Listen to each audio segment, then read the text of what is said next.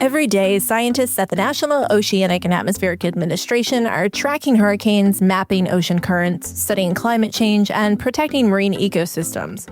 Yet most Americans couldn't tell you what NOAA actually is. It's not that the research isn't happening, it's happening everywhere. In labs, on research vessels, in remote stations. The real struggle is translating that incredible work into a story the public can understand and care about. When scientists are trained to be precise and public affairs teams are trained to be cautious, who loses? The public. The change that needs to happen is the scientist's view on communication, as seen as just as important as the science, seen as just as important as the data collection is the communication of those data. Today, we're going off the radar with two former NOAA employees to unpack a critical challenge, the complex dance between cutting-edge scientific research and public communication. It's like, even if they don't want to communicate, these folks, they love what they do. I mean, they love what they do. I'm meteorologist Emily Gracie, and you're listening to Off the Radar, a production of the National Weather Desk. On the show, we dig deep into topics about weather, climate, the ocean, space, and much more. Our goal is to help you better understand the weather and to love it as much as we do. Rakuten is the smartest way to save money when you shop because you earn cash back at over 3,500 stores. Fashion, beauty, electronics, home essentials, travel, dining, concert tickets, and more. Your favorite stores like Lowe's, Levi's, and Nike pay Rakuten to send them shoppers. And Rakuten then passes on a part of that payment to its members as cash back. You're already shopping at your favorite stores. Why not save while you're doing it? It's a no-brainer. Membership is free and easy to sign up. Get the Rakuten app now and join the 17 million members who are already saving. Cashback rates change daily. See Rakuten.com for details. That's Rakuten. Your cash back really adds up. Hi, everyone. Welcome to Off the Radar. I'm your host, meteorologist Emily Gracie. You've probably heard a lot in the news lately about widespread layoffs at government agencies, including NOAA, the National Oceanic and Atmospheric Administration. What you may not realize is how much NOAA employees actually do. Their work matters. It saves lives. But researchers often work behind the scenes, avoiding the spotlight, and as a result, the public may not fully understand what these life-saving researchers do, which can make it hard for the public to care about important organizations like NOAA or recognize why their work is so valuable. Today, I'm talking to two people who know all too well how NOAA has a public relations problem. They know because they both worked for NOAA for years, up until several weeks ago. Tom Liberto is not your typical science communicator. With a bachelor's degree and a master's degree in atmospheric science, he's a climate scientist who pivoted into public relations, even creating NOAA's first animated series. But Tom was part of the massive layoffs this winter. A probationary employee, he was let go, and his departure has unexpectedly opened the door for this candid conversation about NOAA's communication struggles. Also joining us today is Dr. Tracy Fanara. Many may know her as Inspector Planet, a familiar face on national television networks and a powerhouse of science outreach. What many don't know is that she was also NOAA's coastal modeling portfolio manager for 4 years. She recently resigned from this position, and today she'll share exactly why. If you're a former or current NOAA employee or an expert in science communications and you have something to add to this conversation, please feel free to reach out to me. I'd love to keep this conversation going and let your silenced voices be heard. You can find me on social media. Go ahead and slide into my DMs on Instagram. Just search Off the Radar Podcast. You can also connect with me on LinkedIn. Just search Emily Gracie. Let me know what you think of today's episode. Here's my candid conversation with Tom and Tracy. Tracy, Tom, thank you so much for coming on the show today to talk about something really important right now, which is science communication, and specifically science communication within this big organization that covers so much science here in the United States, and that's NOAA. And, part of what I think is frustrating is sometimes, at least in my world, you still have to say the National Oceanic and Atmospheric Administration, like when we're putting it on the news. So I think the goal here is for everybody to know what NOAA is and have it be a household name. So I'm so glad to have both of you on today because you're both former NOAA employees. So we can get a little inside scoop on how things go within the agency and then also best practices moving forward when it comes to science communication. So I want to introduce both of you and let you give a little introduction of yourself too. Let's start with Dr. Tracy Fanara. You are recently departed from NOAA, but can you take me back and tell me what your background is and then also what your role was with NOAA? Yeah, so I'm an environmental engineer and research scientist. I have a pretty multidisciplinary, but communication has always been a big part throughout my entire career so far. I ran a research lab. I was in academia. I was also, the research lab was a nonprofit, and then I went to government. I worked for both USGS and then for NOAA, managing the coastal and ocean modeling portfolio. So everything from the bottom of the ocean all the way to storm surge. That includes harmful algae blooms and oil spills, search and rescue, things like that. Gotcha. That was your NOAA position, but then you have this whole other world that you work in. Explain Inspector Planet to all of us. Inspector Planet is really a combination of Captain Planet and Inspector Gadget. It's innovation and sustainability. With Entropy, we really can't have true sustainability without innovating in a changing world. And so my mission has been focused on getting people more involved with science. I've had a big, even at Mote Marine Laboratory where I was before NOAA, had a big focus on citizen science or community science, getting the public to actually contribute to scientific data so that they can understand the scientific process. I run a couple of kids camps focused on watershed hydrology, engineering, design, and building. I think it's really important that kids can build, especially young girls. And then I do a lot of TV shows and I'm an expert for the Weather Channel, Fox Weather, and a number of other networks. Awesome. Yes, we've seen your face pop up in a lot of different places, in addition to being just great on social media. Awesome person to follow for all sorts of science information. All right. And then, Tom, I want to talk to you as well. Another recent departure from NOAA, but you're very much on the climate side of things, correct? Yeah, that's correct. I started at NOAA as a contractor, as a forecaster, actually, in the Weather Service at the Climate Prediction Center. And I slowly realized that while I found doing the science really, really rewarding, I liked talking about it more.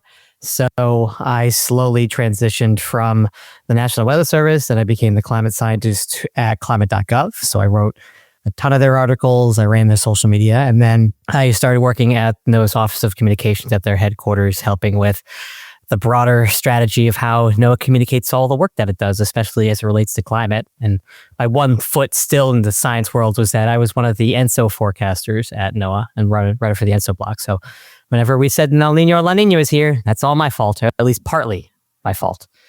And then, I do some other things that I somehow convinced people at NOAA to let me do as it relates to science communication. I somehow got NOAA to let me make a cartoon series called Teak and Tom Explore Planet Earth. It's NOAA's first ever animated series. I still don't know how and why, but hey, I wasn't going to ask questions. It's for 4th to 6th graders, and it's kind of exploring how the oceans and the atmosphere work together to create this kind of crazy world that we live in. It's so interesting to me because both of you and myself all have science backgrounds, but then fell into this world of communication. Do you feel like most of the time it's the opposite, that science communicators kind of started with this like communications background, and then at least most of the PR people that I've worked with in the past, especially with NOAA, have not been people with science backgrounds. They've been communicators. So you think that's like a new trend?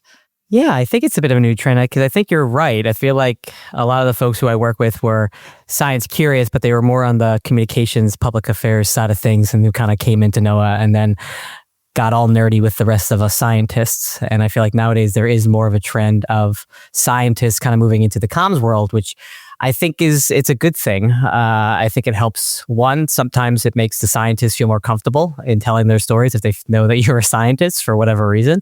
But it's good to have kind of folks go in both directions, especially when you're talking about complicated things like the atmosphere and the ocean. Yeah, for sure.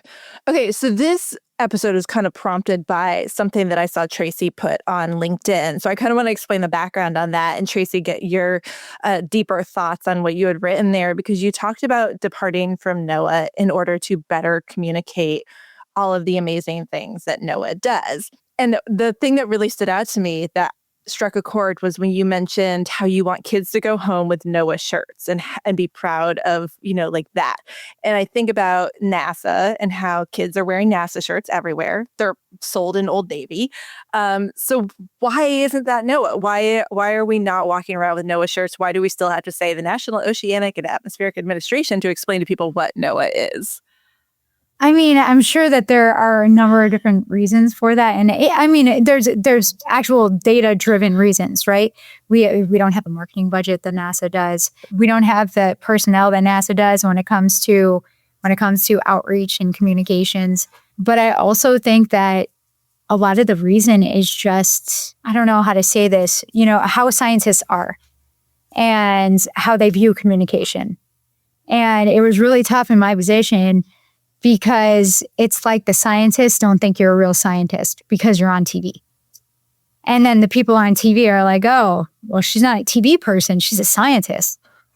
And it's just this thing where you never fit in anywhere. But my experience, especially I know, and this isn't the same throughout. Like there are so many different offices that were so supportive of communication. People in other offices were supportive of my communication even. But we have a very, very important mission. It's a lot of military personnel, a lot of bureaucrats that have been there for decades and have never really communicated science or thought it was important. That was kind of the area that I was in. So it was really hard for me because even when I would communicate on the weekends or days off, it would be like kind of held against me a little, which wasn't cool. And that's not the way that it is throughout NOAA. Okay. So Tom, you were on this whole other side of thing too, because I have actually done interviews with you as you were a spokesperson for NOAA. And I often interview people from NOAA all the time, actually, and from NASA. And sometimes I get frustrated with the scripted response. So I want to know from your side of things, how scripted it actually is, what the media prep process is like. I want to know everything that goes on from that side. Really dependent on who is doing who's being interviewed. I don't script anything. I don't like coming across as scripted. So I just kind of like to, I know the topic of what you're going to talk about. And I just, let my knowledge take over and see where it goes. But I am a weird scientist in that I never have stage fright about anything. But I do know there are scientists who are very nervous about it. And part of my thing, I've done a lot of interviews. And the reason I started doing interviews on ENSO was because no one else really wanted to. They got into the field because they just wanted to make the forecast and do the science, not necessarily talk to anybody. And I said I would do it because I felt like it was important enough to talk about. But I kind of made it a mission of mine when I was at NOAA to get scientists to realize that it's not adversarial when you're talking to the media about what you're doing. But because they're so nervous, they tend to write things out. And sometimes, yes, you can literally feel like you're reading every line that they're saying. Now, that's pretty much what they did themselves. It's not like anyone at NOAA wrote something down for them, but you do tend to sometimes see that. And the one thing I always tell folks scientists who are doing interviews is to recognize, like, you have all the power because they're asking you a question. So you can answer it however you'd want to necessarily answer it. And it's okay to sometimes say you don't know the answer to things, but there are kind of people who are kind of designated the people who do the interviews, and it's not really spread widely across NOAA. So it's something I wish NOAA encouraged more of and did some more training of. It's wild to me, too, that there are people who are perhaps not camera comfortable or media prepped and don't want to do that, who are being put in front of the camera. But then there's people like Tracy who were held back from being in front of the camera and talking about these things. Because Tracy, I feel like even if it was out of your field of expertise, you would still be a good communicator in something else. Yeah. If given a press release, you would be able to answer all the questions. Right. It's like they didn't want to be on camera, but they also didn't want you to talk about their work. And it was the hardest thing because you want to help. And, when it comes down to where the administration is making cuts to employees, That's where the public can help you. Even if you're trying to get more funding for a mission or for more data collection, for more models, whatever it is, having the public have a voice for what you're doing and knowing how important it is powerful. And why wouldn't someone want that? Why wouldn't you want that power? I understand that it like puts you in a place where people can criticize what you're doing. Fisheries doesn't have it easy because they're regulatory, right? They don't have it easy. But at the same time, it's like we're doing all this modeling, and yes, for example, for the modeling, it's to meet a mission, like it's ports, it's navigation, like super important stuff. But it's also all of these other things that people could use, going to the beach every day, going outside their door every day, and they just don't even know that it's there.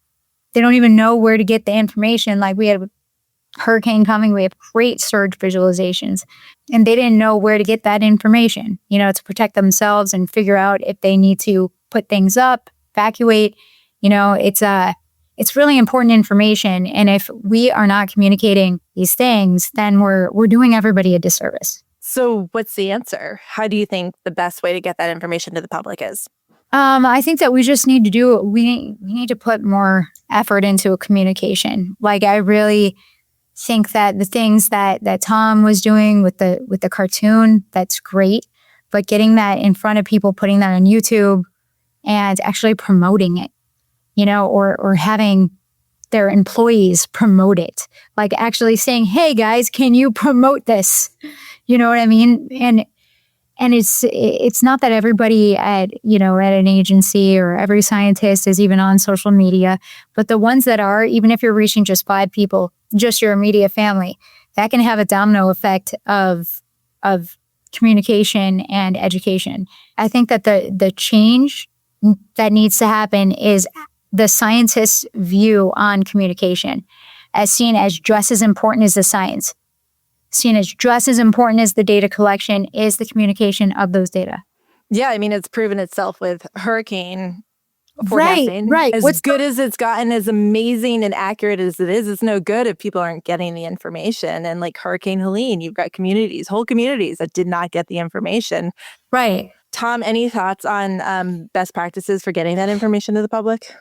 Yeah. And one thing about going back to the NOAA aspect is that when I started communicating at NOAA and becoming a spokesperson, I was a nobody at NOAA. I was a contractor who was just in a little wing of NOAA. And I just liked doing communication work. And just the way that things like happened to path, I got on this weird path to where I ended up. And one thing that in the back of my mind, I'm always thinking, if I did that, there are probably some excellent science communicators out there that just haven't gotten the opportunity within NOAA to shine because of the way we communicate or the way we funnel interviews to people. It only goes to this person who doesn't even like it to begin with, but he has to do it because he's of a certain rank. And that's how it goes. And that person who's really, really good never gets a chance to shine and never gets a chance to show NOAA that they're good and that they can promote things. And that really hinders our ability to be able to communicate because we have people with these skills. We're just not highlighting them or like nurturing them to basically show the interest in them to basically allow them to communicate better. I feel like that's also like one thing that can help us communicate better as well is not having robotic interviews or not having people who seem like it is no difference between you or having like AI read out words. Like there's no emotion behind them. I think it's important to have a wider range of people who are speaking about a topic, but also basically be able to communicate this in a way that is understandable to people who are trying to make a decision and not come across necessarily as some sciencey, over sciencey sort of languagey word nerdy person. It's important to kind of come across as like, especially when it comes to severe weather or things that could really impact people, you want to come across as a trustworthy person. And I feel like sometimes we think trustworthy means we have to like up the science, when a lot of times trustworthy just means authentic. It just means the person you're speaking to thinks that they can imagine you as the friend they got a drink with or something like that. And they'll trust that person over you just using a 3-syllable word that means like isotropotherm, like doesn't mean anything to anybody, right? So I feel like being able to connect with people, especially when giving our watches and warnings and rip current forecasts, storm surge, all these things, connecting with these people in an authentic way, I think will have people remember what you say better than just kind of, thinking it's a lecture from back in high school that you hated listening to the first time. You know what I found interesting? A couple of things I've noticed over the past month is people who work for NOAA coming out of the woodwork. Maybe I didn't even know they worked for NOAA, and all of a sudden on Facebook or in their communities are talking about how they do. Like it's suddenly getting this promotion, maybe a little too late, and then the other thing I've noticed is maybe in the past 2 weeks, a real bump up in social media posts from different parts of NOAA. So like the National Weather Service, putting out lots of like, hey, tornado outbreak coming, here's like 5 great ways, like really bumping up a social media presence. Have you noticed that too, or is that just my imagination? It's gotten way better. There's still a lot of room to grow, but I mean, you cannot make a post out of a poster. Like you cannot read that on a phone. Like that is not doing anything. And even like just putting a picture. I mean, here's the thing. Some of the satellite visualizations, they can get away with this stuff because you don't want to ruin the picture by putting words on there. But in general, if you have a message that is only in the caption, I mean, people are just going to keep on scrolling. Like you got to do better than that too. But in the past, I agree with you. Like people have really been bumping up, and the really hopeful post was at first like they were like seeing what they did. No one knows about the offices of NOAA. They don't know that. Right. Yeah, and I noticed that too. We're supposed to have these regional associations that are boots on the ground. On the ground doesn't know about the regional associations. Like we just have to do so much better. I work within the weather community, and I still don't know a lot about NOAA, and that's kind of alarming. And I find the whole makeup a little confusing at times. There are parts of it that I still don't fully understand what products come out of where. And I've been doing this for, more than 20 years. I should have a little bit of a clue at this point, but it is very confusing for me. So I can imagine for, just a regular person not involved in the community, it's got to be incredibly difficult. Tom, curious about this cartoon. Where is it now? Is there any? Did you get to take this with you, or does this still belong to NOAA? What is happening with Teak and Tom? It still belongs to NOAA, and it's still up. It's at oceantoday.noaa.gov/Teak and Tom. Teak is spelled Teek and Tom, and it is now up on YouTube. Yay! Yay. We finally got it up on YouTube. So it's available for now, and the National Science Teachers Association Conference is coming up this week. I was going to go to it until what happened, but I do know there will be some folks there talking about it, and there is a workshop actually with teachers. There's 2 lesson plans for every single episode, so walking through those with teachers and going through what it all means and getting feedback as we continue to kind of think about it. But it is NOAA's thing, even though it's my face and a cleaned up version of me as a cartoon character. But it's something that it was such a fun thing to do. It's kind of living out a dream. I always joke. People told me I was a cartoon character for years, and I finally became one. So that was great. But yeah, I think the fun thing with that is, Ocean Today Studio does a lot of really great videos, and they had this brand new studio that came probably right before COVID hit. They had this new studio that they had put up in the Silver Spring office in the NOAA buildings, and we finally had a chance to kind of try it out. And I kept pushing them, let's try things out. Let's try things a little bit outside the norm of what normally comes from NOAA.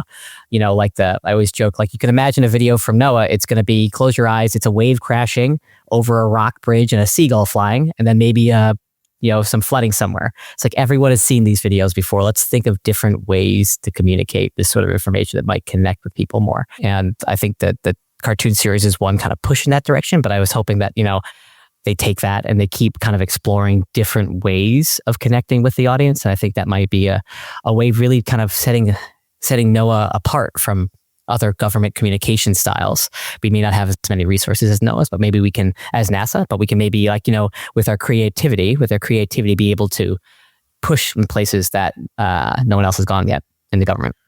You just realized your business needed to hire someone? Like yesterday. With Indeed, there's no need to stress. You can find amazing candidates fast using sponsored jobs. With sponsored jobs, your post jumps to the top of the page for your relevant candidates so you can reach the people you want faster. And just how fast is Indeed? Well, in the minute I've been talking to you, 23 hires were made on Indeed, according to the Indeed data worldwide. Seriously, there's no need to wait any longer. Speed up your hiring right now with Indeed, and listeners of this show will get a $75 sponsored job credit to get your jobs more visibility at Indeed.com/WonderyUS. Just go to Indeed.com/WonderyUS right now and support our show by saying you heard about Indeed on this podcast. Indeed.com/WonderyUS. Terms and conditions apply.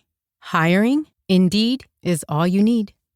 Yeah, two kind of avenues of communication I think tend to be useful. Or you mentioned the teachers, National Science Teachers Association is one, and then the broadcast meteorologist being the other. I feel like those are two kind of good ways that NOAA has been able to get information out there. And so I'm curious if you've heard any like success in that route, or if there's any other kind of ambassadors like that you can think of to get that information out. Again, broadcast meteorologists are great. I mean, they've always been a really good connection. Teachers have been really, really useful as well. And there's a broader community now with, weather. I feel like weather communication has been going on for a bajillion years. I feel like it's really well established. I feel like climate communication has been developing over time. And I feel like nowadays there's a burgeoning climate communication world that is connected to not nonprofits especially, but also influencers too. And they're really interested in sort of this idea of communicating climate, but also they're trying to put new things out to their followers as well. And I'll be honest, I'm an elder millennial. I'm now struggling with new social media. I'm struggling. I try. It's tough. So if I could have an influencer promote things better than I could, by all means, have fun. So I have to learn a new level of things. But I think there's just different avenues now. It's ever changing. I can't. My brain doesn't work like that anymore. But no, it's neat now that with everything in communication, there's so many avenues that you can communicate, whether it's through the written word or video and long form, short form on different platforms. That if you're not trying things out, I mean, now's the time to try things out on different platforms.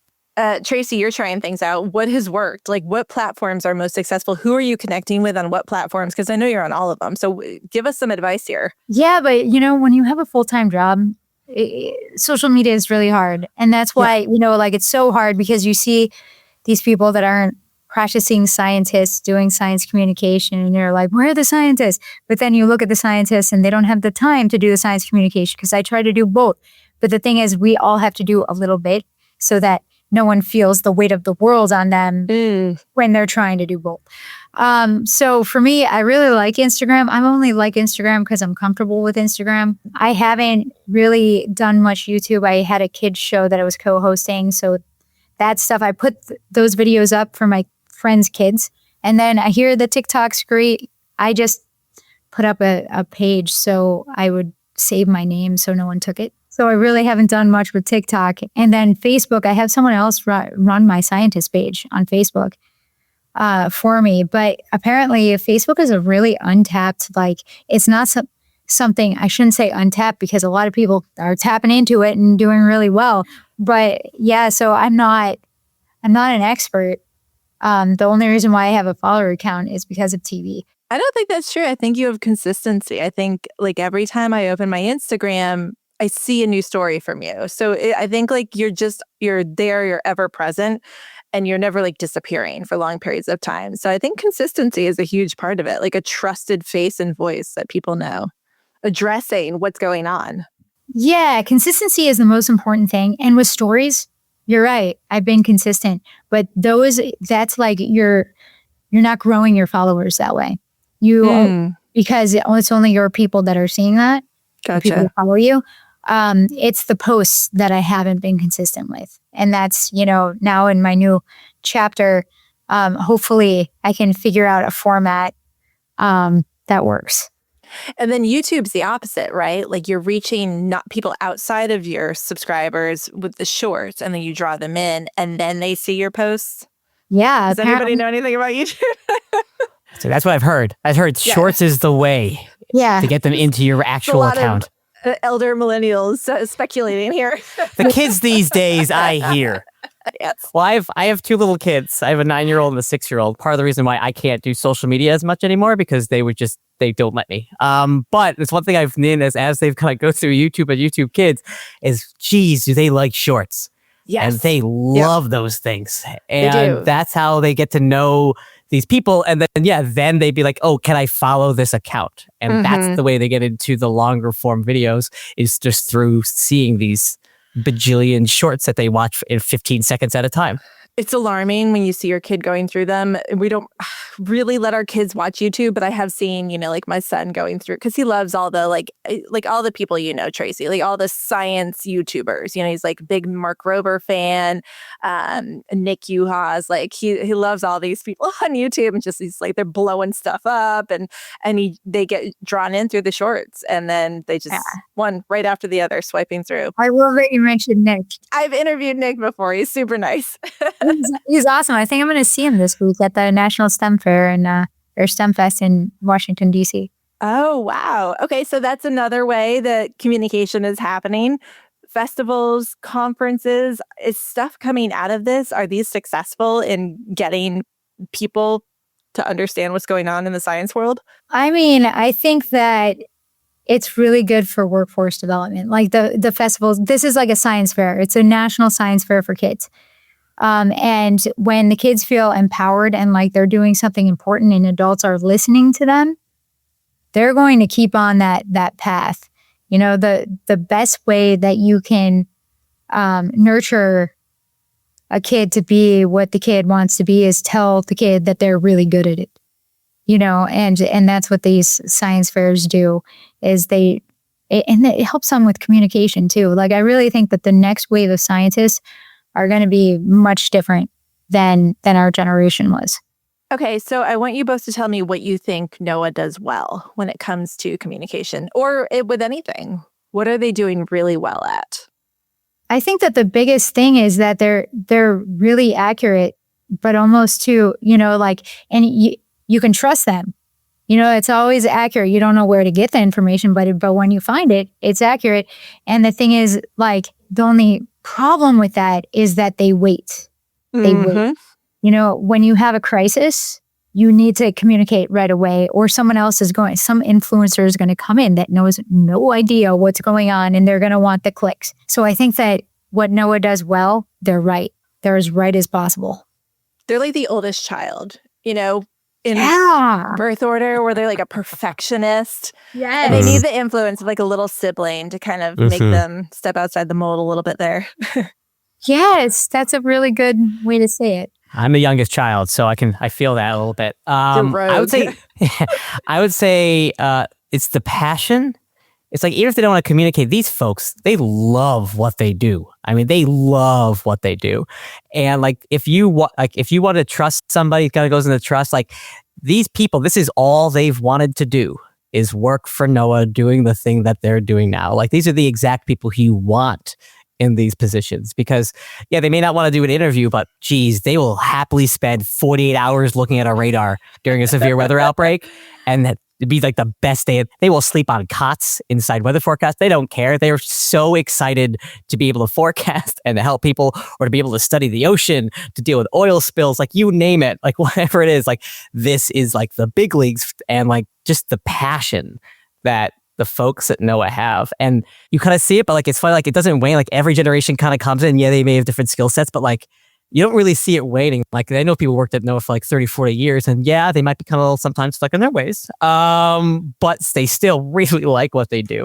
It says something if they've been there that long. It says so, exactly. It does say something. And like, there is a lot of NOAA pride in working for NOAA and trying to do the best, because they just want to help people. Okay, what's next for you guys? Tom, what's next for you? What are your goals moving forward? Well, I got to pick up the kids later today from aftercare. We're stay-at-home dad for the time being. Yeah, what I'm thinking about now that I have a little bit of time on my hand, is actually thinking a bit more strategic in the sort of communication activities I actually want to get involved in. Usually I was involved a lot for work, which is kind of within the confines of what NOAA does. And now I'm not necessarily, depending on how things go, I have a little bit more flexibility to kind of decide how I want my communication style to kind of change, whether that's podcasting, YouTube, video, whatever it may be. So in the near term, my goals are to actually stop and think about it for a little bit, because I have a little bit of time. And meanwhile, just kind of continue to be involved in the community and speaking up for things and people. But yeah, I'm actually looking forward to having a little bit of time to think. Tracy, what's next for you? I am really focusing in on my mission Inspector Planet and creating something from that.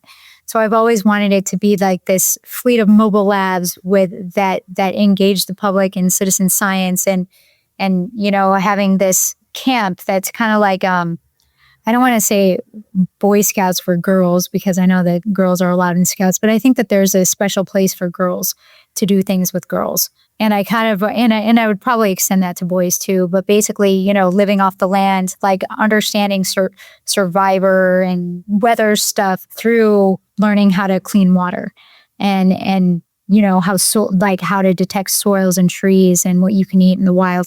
Like all of that connects people to nature, and they feel like badasses because they're, doing a survivor camp. That's kind of where eventually I want to be, starting out with a lot of building on the communication, expanding on the camps that I do for kids right now. And I'm starting a podcast. What's going to kill you today, I think, is going to be the nature of it. Nice. That's very uplifting. Yeah. It is. There's always, and the tagline is "in how you survive," but there's always a new chemical in the water. There's, extreme weather. There's always something. You hear every day something new is going to kill you, right?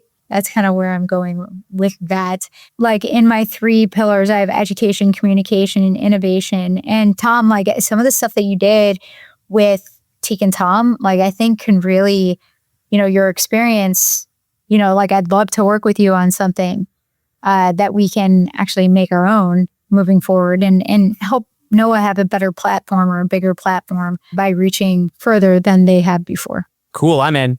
Sounds good. So then I'll have you both back on my podcast to talk about this when you've collaborated. Is there anything else either one of you wants to throw in here before we go about communication and the sciences in NOAA? One thing I always believe, I don't believe every scientist necessarily should communicate. I believe every scientist should be trained in how to communicate, just so they know how. But it doesn't mean that everyone should. Because I think but there's an importance, I feel like, for teaching scientists the ways of communication, because I think that will then filter down into the way they write articles, the way they talk about that within their work groups. And I think it will help actually improve the way that they inevitably do science.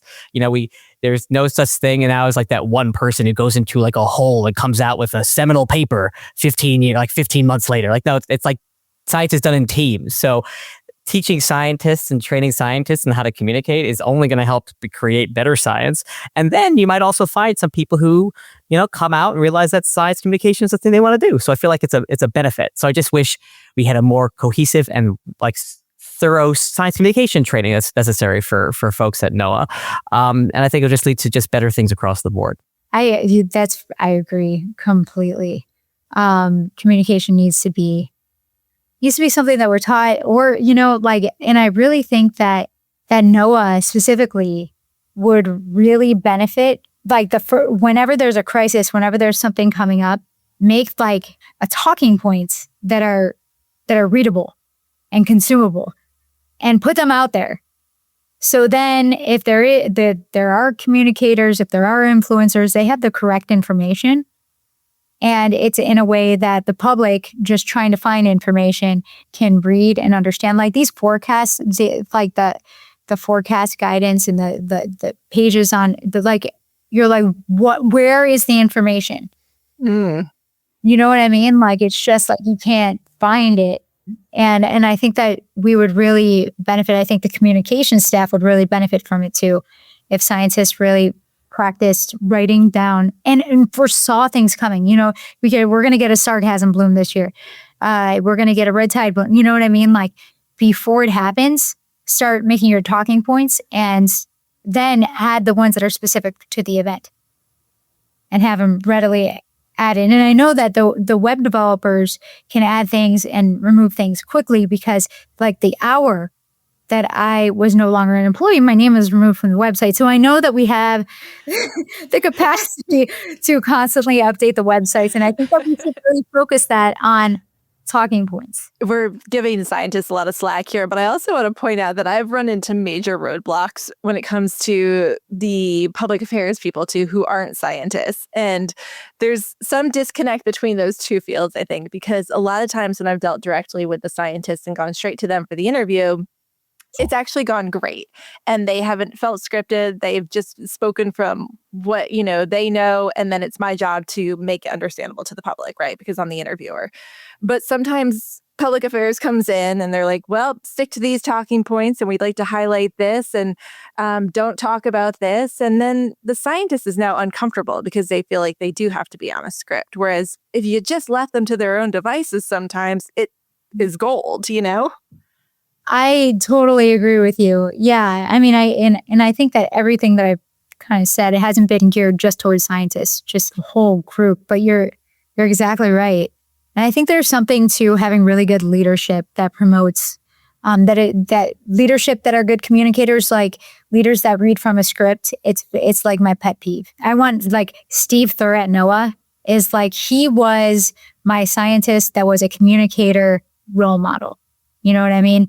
And then when I'm talking about passionate talks, Ken Graham gave a passionate talk. I don't know how he is with leadership otherwise, but he is a fantastic, like he made me want to switch over to the Weather Service. A lot like Tom was doing earlier, actually. When you were talking about passion, I was like, that's the thing. That's what we need to come out. That's what we need to reach the public with. And I think that credit is the other thing that is really important to scientists that is overlooked. You're in this civil servant role where you're not supposed to care about credit. It's about the public good, right? It's about the greater good. But the truth is, on an individual basis, a scientist wants credit. And a lot of those obstacles with communicating someone else's science that doesn't want to communicate their science was because they were worried about credit because they're not getting enough credit where they are right now. I think giving credit to people will make our communication strategy a lot better. And I know that sounds like a weird, indirect relationship, but in my experience in leadership at NOAA, that's what I found to be the most effective way to get people to start talking to each other, to get people to actually communicate on a regular basis is by giving them credit and telling them what a great job they're doing. I got to give a shout out to data visualizers. We're talking a lot about, I'm bad at data visualizing, so I'm talking about what I know, which is more like using the words out of my mouth. But I mean, the reason why the ENSO blog, for instance, on climate.gov is like shockingly beloved. I don't think when we created it that we thought it was going to be as loved as it became, but it is shockingly popular, still in my brain. But a lot of it's because the images that we use for that are so well done because we actually have thought an actual investment in people who know how to make data visualizations. It's not like relying on, let's say, a scientist who wrote the article, did the research to also then create the images in a way that we've all seen journal articles and sometimes the images are a mess. By sometimes, I mean all the time. I feel like that's what climate.gov does really, really well. So they did a ton of focus on the visuals. And that was a whole thing. Like we weren't going to write an article when I was writing for climate.gov that didn't have a visual that could tell a story or a visual that could live by itself. That is such an effective way of communicating, but also branding. NOAA is by taking the time to visualize something well. And I don't think there's a ton of investment across NOAA specifically on the data visualizers. I do think that is a super useful way that we don't talk enough about. You know, we really do not only have to translate and communicate our science, but also grow our workforce. Like it was really tough for us to even hire modelers at some point. As far as the data visualization goes, my big thing was there was no user interface. There was a black screen. So you're having oceanographers that fell in love with the ocean by being on the ocean, or marine biologists, and then you're putting them in front of a black screen and saying, go, find your passion. And so like the visualizations for the public are important, but also for the scientists, having those user interfaces to like grow the workforce, to get kids doing modeling, like for the unified forecast system, which hopefully will be crowdsourced at one point. But there's a lot to be said for that data visualization, those people that can do it, because I'm not one of those people either. And I think it's so impressive. Thank you so much for coming on today to discuss this. I think you guys had some amazing points. Love getting some insider information and wish you both the best in the future. I think you're going to do awesome things, and I can't wait to hear all about it. Yeah, thanks for having us. Thank you. Off the Radar is a production of the National Weather Desk. Make sure you follow the show on Apple Podcasts, Spotify, or wherever you listen to podcasts. New episodes published every Tuesday. Remember to reach out if you want to share your thoughts on today's episode or if you have an idea for a future episode. Thank you to Tracy Fanara and Tom Liberto for joining me today and sharing their thoughts on communication. Thanks to the National Weather Desk and Sinclair Broadcast Group for their ongoing support of the podcast, as well as my associate producer, Brian Petras, for his help on today's episode. I'm meteorologist Emily Gracie. Make it a great day.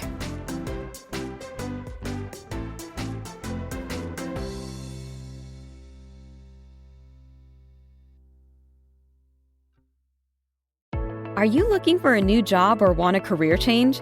Look no further than Monster.com. Need a little help standing out? Our expert resume writing services will make sure you shine. Want to brush up on your interview skills? Engage with our AI interview prep tool. Want some advice on negotiating your new salary? Visit our salary tools and extensive library of career advice articles, and you'll have all the tips and tricks you'll need to succeed. Visit Monster.com today and take the first step towards your career. Monster.com. Find your right job fit.